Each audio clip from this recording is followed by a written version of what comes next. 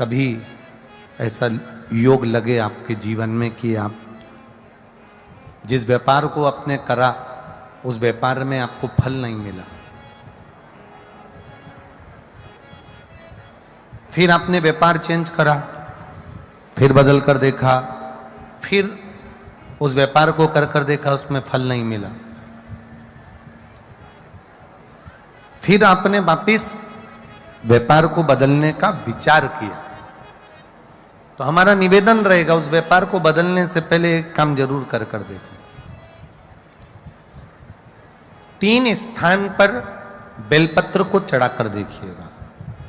अगर आपको लगे कि मैंने व्यापार बदल लिया, एक बार बदला, कई लोग ऐसे भी होते हैं जो पैसा इकट्ठा करते हैं, धन एकत्रित करते हैं, और कोई व्यापार ऐसा कर लेते हैं जिस व्यापार में धन चले जाता है तो वो धन वापिस नहीं आता महाराज, वो व्यापार का धन वापिस नहीं आ पाता।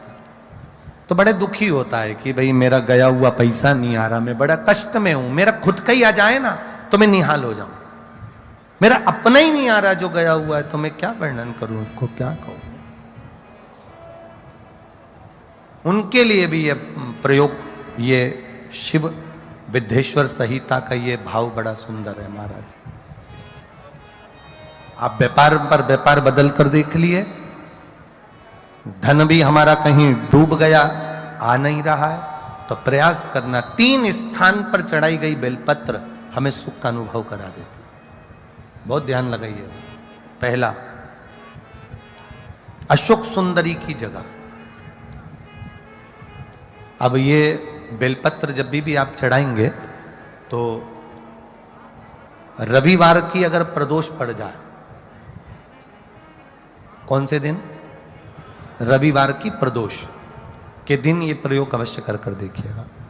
ज्यादा बार नहीं करना है, केवल एक ही बार करना, बाबा उस स्वयं कृपा करेगा।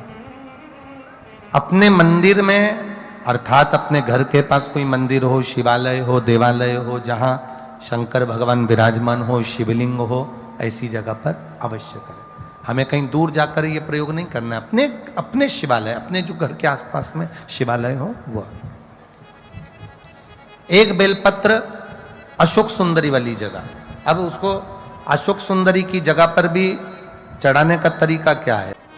जब हम बेलपत्र चढ़ाएंगे तो उस बेलपत्र को चढ़ाते समय आपकी जो बेलपत्र की डंडी है, वो बेलपत्र, रविवार प्रदोष के दिन का ये उपाय है महाराज। ये बेलपत्र की जो डंडी है, इस डंडी का भाग शिवलिंग की ओर होना चाहिए। ये जो डंडी है, इसका भाग अशोक सुंदरी पर जब चढ़ाएंगे तो शिवलिंग की ओर इसका भाग होगा महाराज। दूसरी, बेलपत्र को जब हम समर्पित करेंगे, जया, विषहरा, शामरीवारी, दौतली, देव।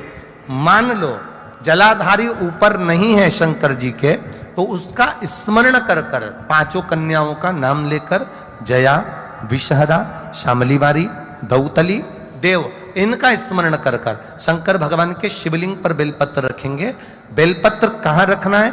आप अगर यहां बैठे हो तो आपके विपरीत में डंडी का मुख होना चाहिए। ये बेलपत्र की जो डंडी है, इसका मुख आपके विपरीत में हो। आप यहां बैठे हो तो डंडी उधर होगी, आप इधर बैठे हो तो डंडी का मुख इधर होगा, आप उधर बैठे हो तो डंडी का मुख इधर होगा। आपके ठीक विपरीत की ओर डंडी का मुख हो। ये 2 जगह बेलपत्र समर्पित करने के बाद, तृतीय बेलपत्र शिवलिंग की जो जलाधारी है, जहां पर भगवान शंकर का शिवलिंग रखा है, वहां स्पर्श कराकर, केवल छुआना है, स्पर्श कराकर बेलपत्री के पेड़ के नीचे ही कोई कंकर हो, कोई शंकर हो, या कोई मिट्टी का ढेला हो, नी हो, तो वहीं मिट्टी को थोड़ी सी ऊंची कर एक बेलपत्र बैठकर इस बेलपत्री की डंडी जड़ की ओर, मतलब जो वृक्ष होता है उस ओर इस डंडी का मुख होना चाहिए। ये 3 रविवार के प्रदोष के दिन शंकर भगवान पर चढ़ाई गई बेलपत्र से हमारा गया हुआ धन भी पुनः आने का रहता है, और हमारा जो व्यापार बार बार बंद हो रहा है, शिव की कृपा से एक बार चालू तो चालू हो ही जाता है। शिव तत्व को जान, और निवेदन है सब भाव से करना, हृदय चित्त आनंद जो प्रयास करना।